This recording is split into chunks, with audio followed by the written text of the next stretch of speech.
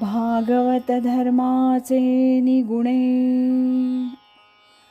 एक उद्धरती श्रवणे,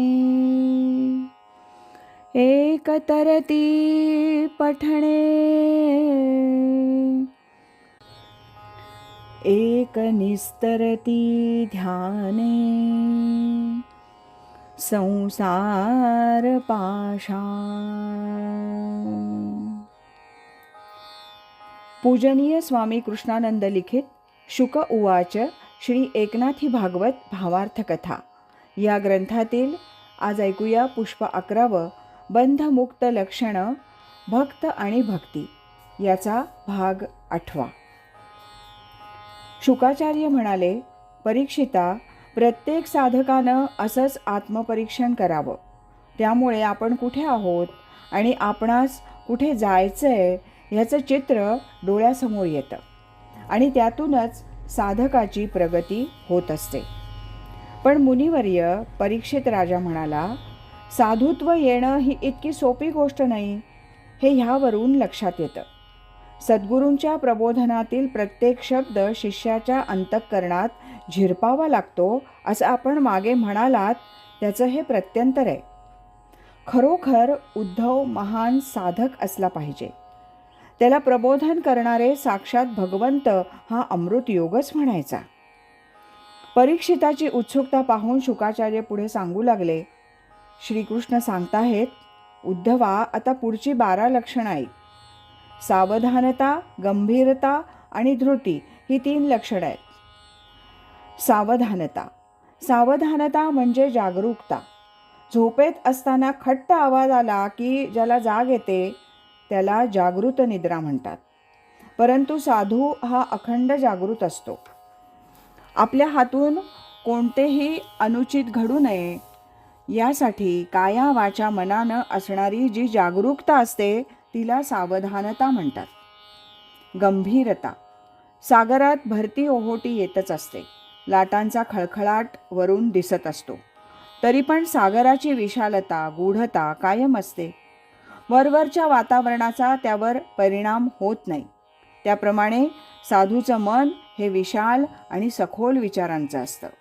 त्यालाच गंभीरता असं म्हणतात.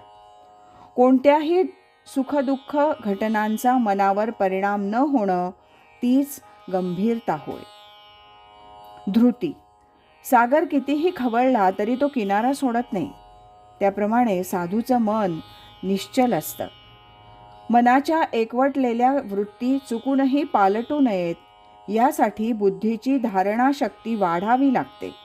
तिलाच धृती असं म्हणतात. षड्गुणजित. उद्धवा, काम, क्रोध, लोभ, मद, मोह आणि मत्सर हे 6 गुण खरं तर अवगुण म्हणूनच आहेत. हे षड्विकार मानवी मनाची सारखी छळवणूकच करीत असतात. हे साधूला कळल्यानं तो ह्या विकारांच्या आहारी न जाता त्या षड्रिपूंना आपल्या ताब्यात ठेवतो. तिला षड्गुणजित असं म्हणतात. अमानित्व. आपल्याला कोणी मानावं वा आपला मान सन्मान व्हावा असं साधूच्या मनात येत नाही. तशी अपेक्षाही करीत नाही. त्याला अमानित्व म्हणतात. मानदत्व.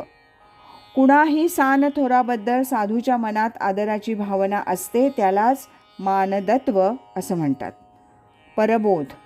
उद्धवा, जगातले सर्व ज्ञानी वा पंडित आपण मिळवलेल्या ज्ञानाचा प्रचार नि प्रसार करण्याची मनीषा बाळगतात.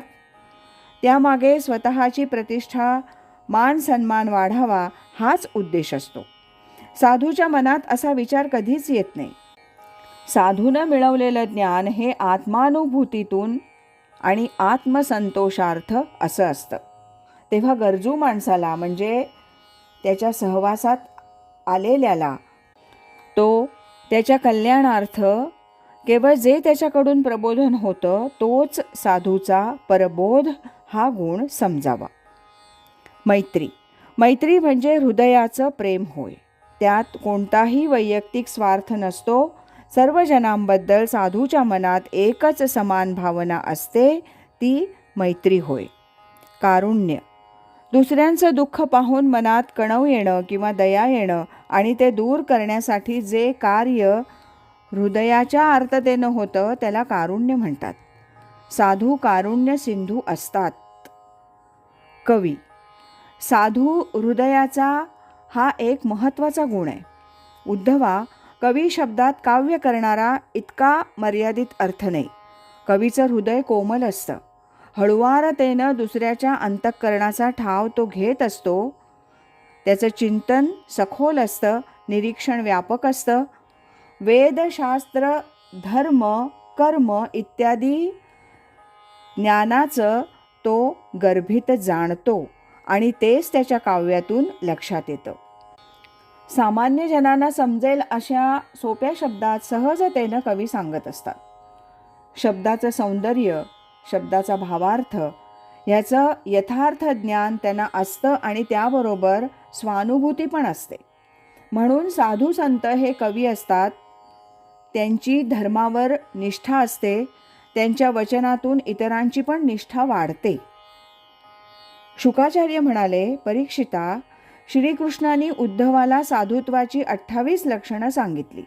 आता खरं तर पुढची 2 लक्षणं सांगायला हवीत, परंतु उद्धवाची उत्सुकता वाढावी या उद्देशानं भगवंतांनी एकदम विषयच बदलला. म्हणजे साधू लक्षणं सोडून वेगळाच विषय काढला? परीक्षितानं विचारलं. नाही, शुकाचार्य म्हणाले. परीक्षिता, विषय तोच, पण त्याचं स्वरूप वेगळं असतं. अरे, साधू हा साधनेतून घडत असतो, तेव्हा साधकाची साधना पूर्णत्वाकडे जात असताना त्याचा प्रवास कसा होतो, भक्ताच्या साधनेचा विस्तार कसा होतो, याविषयी भगवंत बोलले. ते आता लक्षपूर्वक ऐक. आज इथेच थांबूया. यानंतरचा 9वा भाग आपण उद्या ऐकूया. नमो व्यासमूर्ते, नमो शुकदेवा, दिला मुमुक्षुसी त्वा अक्षय ठेवा. कथा भावरूपे घडली आहाते, करी समर्पित गुरुचरणाते. हरि ओम तत्सत.